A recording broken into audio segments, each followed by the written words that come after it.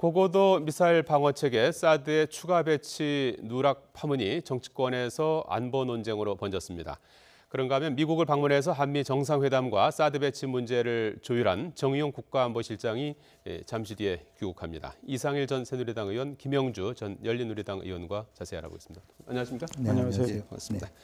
자, 먼저 국내 사조직 논란이 지금 커지고 있는데요. 과거에 이제 하나회라는 사조직이 있었고요. 지금 알자회, 독사회 같은 사조직이 인사를 독점했다는 주장인데요. 직접 한번 들어보시겠습니다. 이게 그 국내 사조직이나 특정 인맥, 지금 알자회뿐만 아니라 국내에서는 뭐 이미 그 언론에도 나오고 있지만 뭐 독사판이에서 또 한민구 인맥 등등 이런 특정 개인과 관련된 인맥들도 굉장히 횡행하고 있는데요. 그래서 이 문제가 실제로 중요한 거는 정치 권력, 그다음에 국내 사조직, 또 그럼으로 인해서 국정농단은 물론이고 국정농단 관련해서 국방안보 사안까지 이 사람들이 특정 인맥이나 특정 그 사조직에서 좌지우지됐다면 매우 그 중대한 문제라고 볼 수 있는 거예요. 그 현존하는 권력들이 다 그 사람들인데 이게 제대로 된 감사가 되겠습니까? 자, 일단 뭐 이 이름부터 예사롭지 않은데요. 알자회, 독사회 혹시 들어보셨습니까? 저는 뭐 군 문제는 잘 못 들었는데 뭐 알아보니까 어쨌든 독사회는 표현은 굉장히 무서운데 독일 육군사관학교에 연수에 다녀왔던 사람들의 모임이라고 하니까 오히려 어떤 면에서는 사실은 그동안의 군대에서 가장 엘리트고요. 실제적으로 독일의 사관학교라든지 독일의 군사교육은 상당히 민주시민교육과 연계해 있어서 리더십에서도 상당히 모범적이고 앞으로 한국 군대가 가야 될 새로운 전형으로서 독일 군의 모습을 그동안에 논의했기 때문에 거기에 다녀왔던 사람들이 굉장히 뭐 배타적이고 사조직적이다라고 하는 것이 조금 저는 납득이 안 되는 부분이 있다 그렇게 생각이 들고요. 그렇습니다.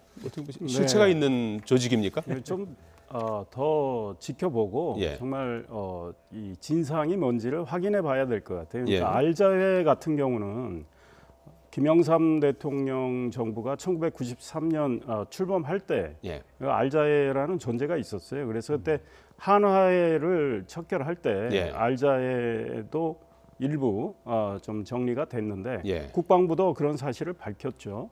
그러니까 육사 34기부터 43기까지 현재는 한 100여 명의 그 회원이 있다고 하는데 이분들이 단순히 뭐 모임을 만들어서 친목을 도모했다는 수준인지 아니면 정말 이 홍익표 의원이 말씀하셨듯이 국정농단에 개입을 하고 뭐 안보농단까지 했다는 식으로 말씀하셨는데 홍익표 의원이 제가 알기로는 국회 국방위원이 아닙니다.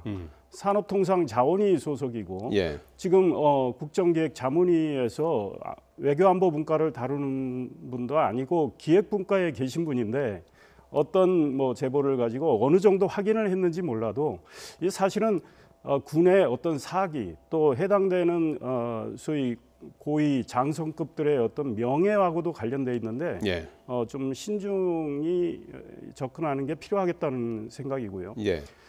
독사회 같은 경우 독일에 유학 다녀온 소위 육사 출신들 독일 이야기하는 것 같은데 네 그렇습니다. 육사에서 뭐 여러 가지 성적이 뛰어난 생도들이 쭉 다녀오는데 김관진 전 안보실장 같은 경우는 육사 28기인데 1969년에 독일 육사를 다녀왔죠.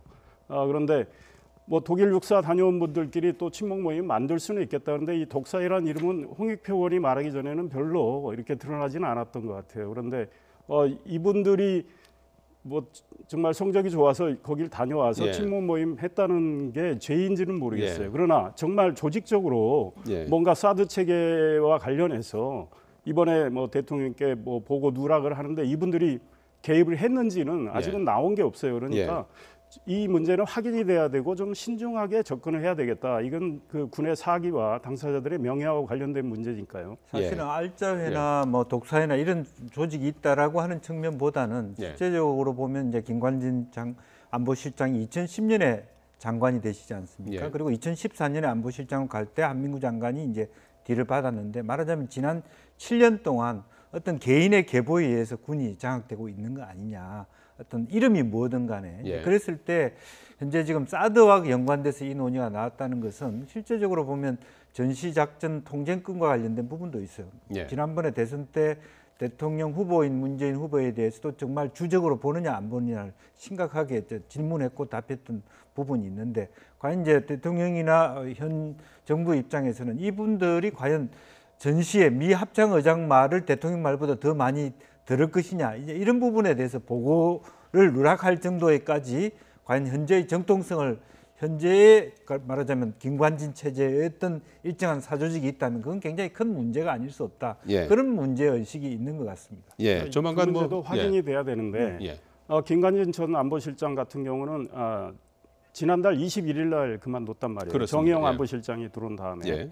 그런데 지금 사드 보고 누락과 관련해서는 이 문제가 26일 날 국정기획자문위에 보고를 안 했다는 문제고 예. 27일 청와대 현 안보실팀이 확인을 했다는 문제잖아요. 예. 그러니까 김관진 전 실장이 이미 물러난 상황에서 보고하지 말라고 지시했다는 아직 흔적은 전혀 없어요. 예. 그리고 김관진 전 실장, 한민구 장관 이미 조사를 했는데 지금 청와대 민정에서 조사를 한 거로 알고 있는데 그 자세한 내용은 지금 밝히지 않고 있기 때문에 잘 예. 모르겠지만 이 막연히 모든 걸 전 실장 이런 쪽으로 그 책임을 예. 돌리는 이런 분위기는 문제가 있고 예. 이 지금 이걸 빌미로 해서 이 소위 말해서 군내에 인적 청산을 하겠다는 의도가 있는 거 아니냐 이런 예. 의심의 시선들이 많이 있기 때문에 예. 이런 것까지 염두에 두고 억울한 분들이 나오지 않도록 해야 되겠죠. 지금 홍익표 의원이 지금 인수위 역할을 하는 국정기획자문위 위원이기도 하지 않습니까? 네. 그래서 지난번에 검찰 같은 경우도 돈봉투 만찬 사건에서 촉발돼서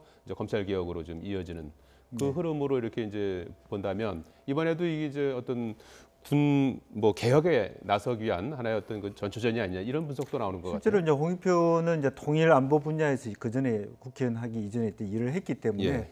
실제로 뭐 상임위가 다르기도 하고 그렇긴 하지만 어떤 그런 내부 문제에 대해서 조금 더 잘 알 수 있는 연관을 갖고 있다는 측면이 있고요. 예. 또 홍익표 의원이 이 문제를 했다는 것이 너무 지나치게 언론이 받았기 때문이지 이것 자체가 홍익표 의원을 주도해서 군개혁을 나서기 위한 시발탄으로 보는 것도 너무 앞선 판단이 아닌가 그렇게 그런데 생각합니다. 그분의 발언을 예. 계기로 예. 지금 여당 내에서 민주당 내에서 사드 청문회를 개최하자는 목소리가 분출을 했고 특히 사드 그 특위가 있잖아요. 거기서 그런 이야기를 하고 있고 그다음에 김관진 전 실장, 뭐 윤병세 외교부 장관, 한민구 장관 다 불러서 따져보자 뭐 이러고 지금 국방 개혁을 계속 이야기하고 있잖아요. 그래서 군내 인적 청산 이야기까지 여당에서 하고 있기 때문에 어떻게 보면 여당 내에서 상당히 어떤 의도성을 가지고 조율된 목소리가 나온 것 같아요. 예. 자, 이런 가운데 문재인 대통령이 어제 한때 대선 경쟁을 벌였던 뭐 라이벌이기도 했었죠. 그래서 반기문 전 유엔 사무총장을 점심 때 만났었는데요.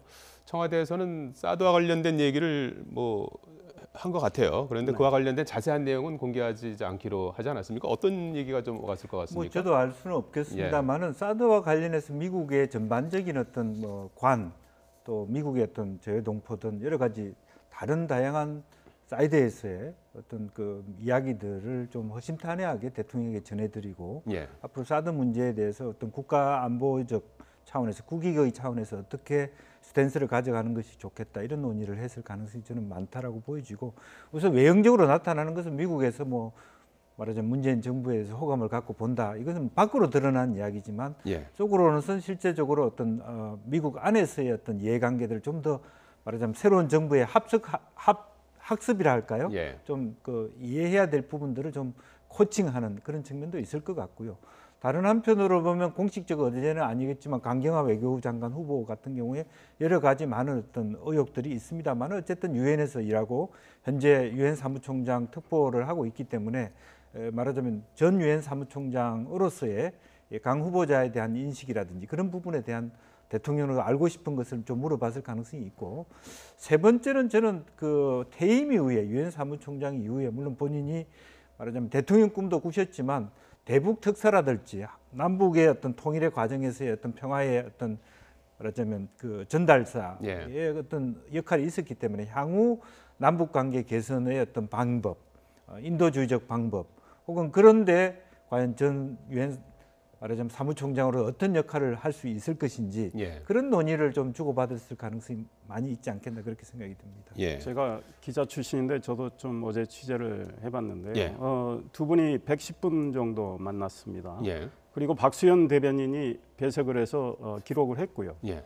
그다음 사실상 뭐 독대라고 이 속기하는 또 분들이 있습니다. 대통령의 만남은 이 공개된 공식적인 만남은 다 기록이 되기 때문에 다만 사드에 대해서 상당한 수준의 이야기가 오간 거로 알고 있는데 전략적으로 밝히지 않기로 했고 저는 그거는 바람직한 것 같아요. 그런데 반기문 전 유엔 사무총장의 경우 올해 1월에 귀국하셔서 대선 행보를 좀 했지 않습니까? 그때 천안함 폭침 현장도 가셨습니다. 거기에서 뭐라고 말씀하셨냐면 사드는 북한의 핵과 미사일의 이 개발이 계속 지속되고 있는 가운데 주한미군과 대한민국 국민을 보호하기 위한 이 방어적 목적의 전략 무기다. 이런 이야기를 했어요. 그래서 사드 배치가 꼭 필요하다는 취지의 이야기를 했고 같은 맥락에서 관훈클럽 토론회나 이런 쪽에서도 계속 그 이야기를 하셨어요. 그래서 중국을 지나치게 의식하는 거에 대한 어떤 우려도 이야기를 했고 이 문제는 외교로 풀어갈 수 있다라는 말씀도 하셨습니다. 그래서 아마 그런 맥락에서 반 전 총장은 이야기를 하셨을 것 같아요. 그러니까 문재인 대통령이 생각하는 건 좀 다른 관점의 이야기를 하셨던 것 같고 한미 정상회담이 6월에 있는데 그와 관련해서 대통령이 많이 이 외교 경험이 많고 특히 미국을 잘 아시는 반기문 전 총장이 많은 걸 좀 물어봤던 것 같고요. 반 전 총장은 여러 에피소드나 이런 걸 이야기를 하시면서 저 한미 정상회담에 대비하는 어떤 여러 가지 태도도 말씀하신 것 같고 어제 청와대 발표는 한미 정상회담 앞두고 미국과의 관계 또 여러 가지 외교 관계에서는 이 밸런스가 중요하다. 그러니까 균형적인 시각과 감각이 중요하다는 이야기에 많은 것들이 함축돼 있다고 생각을 합니다. 그리고 대북 특사나 이런 문제, 강경화 외교부 장관 후보자 문제 이런 문제는 거론이 안 된 걸로 알고 있습니다. 자, 이런 가운데 정의용 국가안보실장이 1일에 방미했다가 이제 잠시 뒤 5시에 귀국할 예정인데요. 물론 뭐 기본적으로 알려진 거는 한미 정상회담을 앞두고 이제 조율하기 위해서 갔다고 하지만은 내면적으로는 사드 얘기를 많이 했을 것 같아요. 이 사드 보고 누락이 이게 국내에서 이제 절차적 정당성을 확보하기 위한 것이지 이건 뭐 물누리하고 하거나 뭐 그런 건 아니다. 아마 그런 쪽으로 얘기를 하지 않았을까 싶어요. 미국의 입장도 미 국방부 입장과 국무부 입장이 좀 다를 수가 있거든요. 이제 그런 면에서 한미 정상회담을 조율함에 있어서 한국 정부가 갖고 있는 어떤 절차적 정당성의 의미를 좀 이해해 달라. 이제 그런 것을 미국에 얘기를 했고 그런 의미에서 사실은 일본의 경우나 또 루마니아의 경우나 폴란드의 경우에 있어서도 실제로 국회 비준을 맞았던 경우도 많이 있거든요. 이제 그런 부분에 대해서 의제 조율의 차원도 있었을 거라고 보여집니다. 그래서 우선은 그런 것이 우리가 한국 정부가 무조건 사드를 철수시키기 위한 전략이 아니다라는 것을 우선 미국하고 논의를 하면서 안심을 시킬 필요가 있다. 이 절차적 정당성이라고 하는 것은 사드 배치를 국민의 동의 속에서 할 수도 있는 거 아니냐 이런 얘기를 많이 했을 가능성이 있고요. 이제 그런 면에서 최근에도 나왔다시피 미국의 입장이 대북 관련해서도 압박과 대화 두 가지를 하겠다는 입장에서 서로 아까 방금 말씀하셨던 균형 감각 속에서 서로 같이 압박할 것은 같이 압박하고 같이 대화로 풀 수 있는 부분은 같이 대화로 풀자.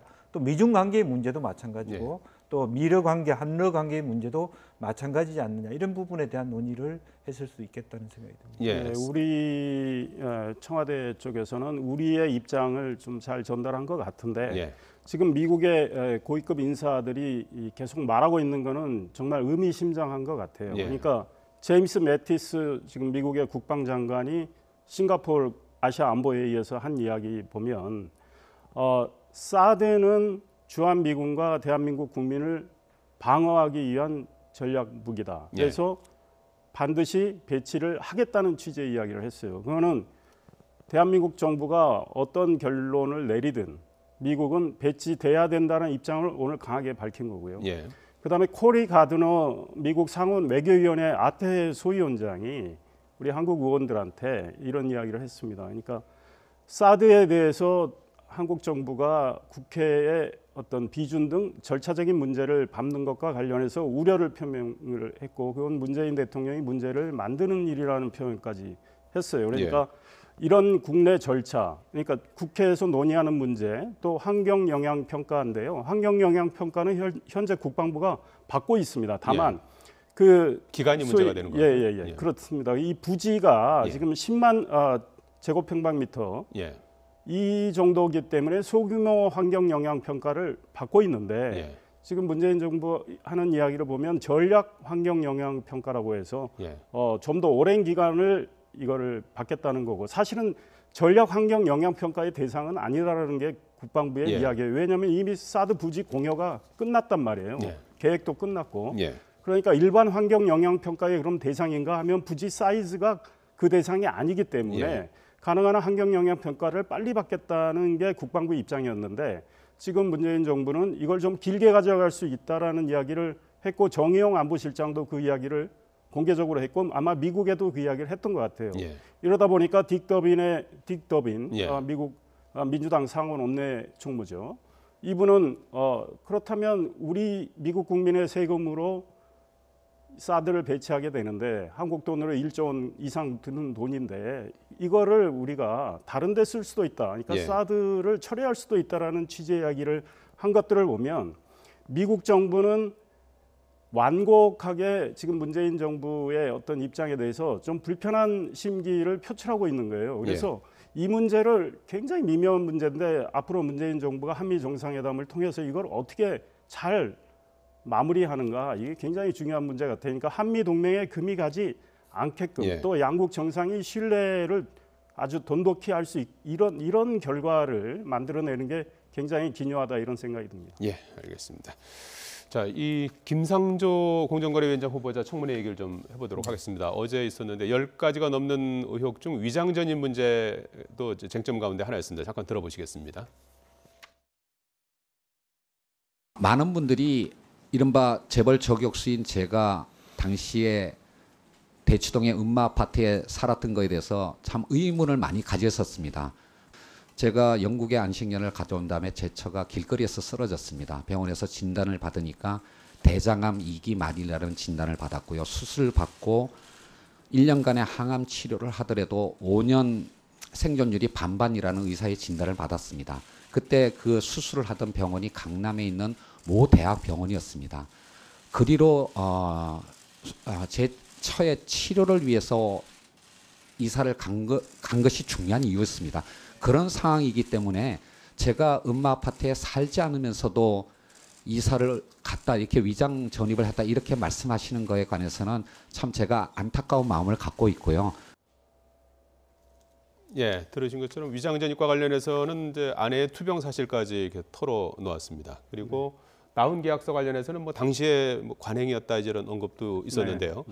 이 당시에 과거에 잘못된 관행을 이제 척결하겠다고 하면서 이제 그건 또 관행이냐 이제 이런 이제 따가운 소리도 들었는데 말이죠. 어제 가장 큰 문제가 된 게 어떤 거라고 보셨습니까?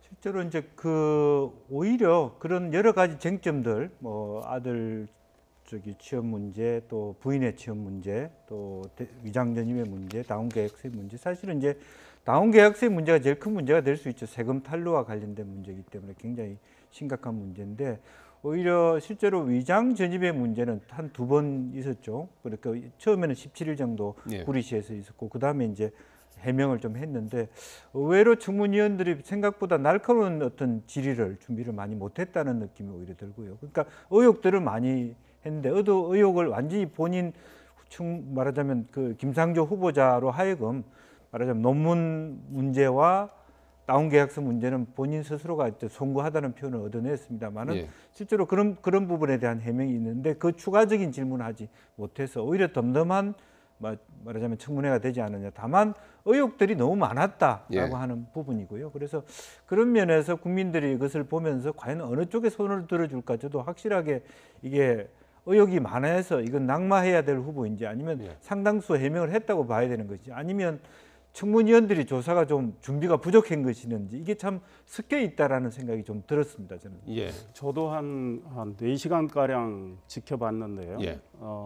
이 김상조 후보자는 상당히 준비를 많이 한 반면에 이 청문위원들 준비는 좀 부실했던 것 같아요. 그러다 보니까 조금 뭐 맹탕 느낌도 있었는데 일부 김상조 후보자 쪽에서 청문회 때 말씀드리겠다고 해가지고 미리 이야기하지 않은 몇 가지 의혹에 대해서는 어느 정도 소명이 된 것 같아요.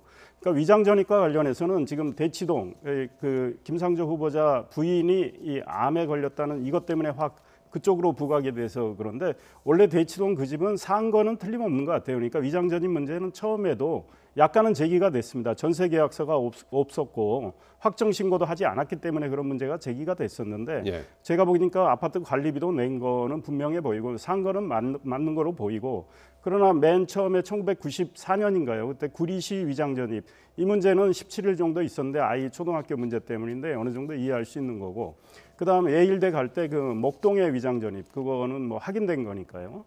그래서 위장전입은 대치동 빼고도 2건은 위장전입이 있었던 거고 그다음 제가 보기에는 이 연구 윤리 문제죠. 예. 교수로서 논문의 자기 표절인데 예. 이거는 본인이 인정을 했어요. 다만 뭐 노사정위원회의 승인을 얻었다 이런 이야기인데 승인을 얻었다 하더라도 그 3명이 연구한 그 결과를 자기 이름으로 낸 문제 이거는 제가 보기에는 공정하지 않아요. 그다음에 이 부인의 세금 탈루 문제가 있었습니다. 예. 학원장을 한 거로 돼 있었는데 그리고 그 부인의 이력서에 그거를 분명히 적시를 하고 있었는데 이 문제에 대해서 탈루 문제가 제기가 됐었단 말이에요. 그 건강보험을 내질 않은 거로 나왔기 때문에 그런데 이에 대해서 어제 청문위원들의 이 추궁이 거의 없었어요. 그래서 예. 이 문제는 아직도 물음표인 것 같아요. 예. 그러다 보니까 대통령이 말씀하신 5가지 원칙에 예. 일단 위장전입은 뭐 틀림없고 예. 그다음 논문 표절도 제가 보기에는 이거는 지적받기에 충분해 보여요. 예. 다운 계약서 뭐 관행이라고 하지만 1억 7천만 원 정도의 아파트를 5천만 원 했으니까 27%의 가격으로 이 신고를 해서 세금을 냈기 때문에 뭐 많은 일반 시민이라면 관행으로 그랬다 예. 쳐더라도 공정거래위원장으로서 이 관행이 받아들여질 정도인지는 좀 생각을 해봐야 되는데 지금 야3당이 상당히 지금 부적격적으로 가고 있는 것 같아요. 그러니까 예. 자유한국당, 바른정당은 부적격인데 국민의당은 어제 약간 입장이 바뀌지 않나 했는데 오늘 국민의당 대변인 이야기로는 부적격한 거 아니냐 이런 이야기를 했는데 월요일 날 청문보고서 채택 문제가 있기 때문에 예. 좀 지켜봐야 될 것 같다. 다만 김상조 후보자가 공정거래위원장 후보자로서 공정거래위원회를 어떻게 이끌고 우리 예. 경제 질서를 어떻게 공정한 그런 상태로 만들어 나갈 건가에 대한 본인의 어떤 비전은 어제 잘 밝혔다고 생각합니다. 예, 예. 공정거래위원장은 뭐 국회에서 인준이 꼭 필수는 아니지 않습니까? 그렇습니다. 그래서 뭐 네. 야당이 반발하더라도 이제 임명을 할 수 있는 것 같은데 어떻게 될 것 같습니까? 대통령이 보시기에도 여러 가지 이제 예견된 어떤 후보자 시절에 대통령이 독다했을 때 이런 문제가 있습니다라고 보고를 했을 거고요. 내부 검토를 했는데 예. 과령 이제 그런 보고에 외에 어떤 청문 기간 동안에 다른 청문위원들 동안 크게 이제 결격 사유가 생기면 대통령도 판단을 다르게 할 수 있겠죠. 강경한 후보자도 있는 거고 여러 가지 의혹이 있는데 제가 봤을 때는 대체로 청문회가 무난했다고 생각이 들기 때문에 예. 여러 가지 쟁론이 있음에도 불구하고 대통령이 이 정도면은 충분히 공정거래위원장감이다. 예를 들어 많은 특강을 다니고 또 그런 부분에 대해서 자기 나름대로 성실히 말하자면 신고를 했고 물론 이제 그 상대층이 누락한 경우는 자기는 어쩔 수 없다라고 얘기를 한 부분이 있고 예. 그동안에 참여연대를 비롯해서 그동안에 시민사회 운동을 한 만큼 자기 스스로의 자기가 그런 대로 시민의식을 가지고 살아왔다라고 하는 부분이 많은 청문위원들 속에서도 좀 부각이 됐고 또 특히 이제 아주 낡은 가방이라고 하는 그게 하나의 뭐 예. 동정론을 일으키기 위한 어떤 쇼일 수도 있습니다만은 예. 어쨌든 그런 것 자체가 이 사람이 어떻게 살아왔는가를 보여주기 때문에 막 국민들이 판단할 것인데요. 실제로 가령 예를 들어서 지난번 그 이낙연 총리 후보 이후에 여야의 어떤 정당 지지율이 변화를 보면 사실은 자유한국당을 제외하고 다른 정당, 뭐 민주당은 좀 처졌습니다만은 올라간 데 비해서 자유한국당은 오히려 답보 상태를 이루었거든요. 예. 지금으로서는 국민 전체가 대체로 이 정부의 순탄한 출발을 기대하고 있기 때문에 예, 예. 큰 하자가 없다고 보면 사실은 좀 무리수를 두더라도 김상조 후보자에게 예. 말하자면 맡길 수 있지 않겠냐 예. 그렇게 생각이 듭니다. 시간이 다 됐는데요. 앞서서 이상일 전 의원께서 김상조 공정거래위원장이 자신이 공정거래위원장이 되면 뭘 할지 이런 부분은 잘 피력했다고 하셨는데 한 가지만 좀 지적을 해주신다면 어떤 공정거래위원장이 될 것 같습니까? 그동안의 공정거래위가 가장 중요한 권한이 이 전속 고발권 문제인데 예. 이걸로 인해서 공정위가 또 많은 문제를 야기를 했습니다. 그래서 이 공정거래위 잣대가 공정한가에 대한 문제 제기가 있었는데 예. 이런 문제에 대해서 본인이 계속 독점적으로 가지고 있는 고발권이라는 네, 그렇죠. 뜻인가요? 예, 그래서 그걸 폐지하겠다는 이런 입장을 밝혔고 문재인 대통령도 그 공약이 같은데 예. 이런 문제를 추진하되 국회에 충분한 의견 수렴을 통해서 예. 해나가겠다. 그래서 차관 이 시장의 이 질서의 공정성을 예. 강화하는 측면으로 이분은 그동안에 뭐 많은 연구를 했고 예. 그런 맥락에서 알겠습니다. 만약에 기회가 주어진다면 그런 노력을 하겠다는데 그거는 기대를 걸만하다 저는 이런 생각입니다. 알겠습니다. 예, 이상일 전 새누리당 의원, 김영주 전 열린우리당 의원이었습니다. 두 분 고맙습니다.